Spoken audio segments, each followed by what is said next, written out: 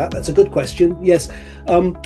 If it is a new design, you might say, one that hasn't been built recently, you can get a structural resonant frequency. You can hit a natural resonant frequency. So, for example, hanging the mechanical seal pot off the side of the pump, you might end up hitting a natural resonant frequency. I can remember a situation once on a pump that was running at 3600 RPM many times, this design of pump, with thrust bearing in the motor.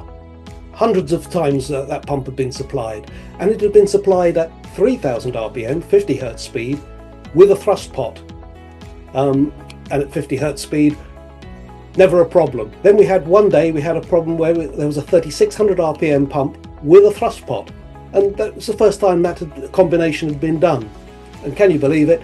We hit a natural resonant frequency. So we did a resonant frequency analysis, and we worked out where we needed to either beef up or make more flexible the structure, and take the natural resonant frequency 20% away from the running speed. It was an interesting problem, but yes, sometimes it will happen on a design that doesn't have a good installation list, you might say. It hasn't been done before, and it is a possible, but any reputable manufacturer will recognize that that's a problem, a potential problem, will do the analysis when necessary, and either beef up or soften the structure.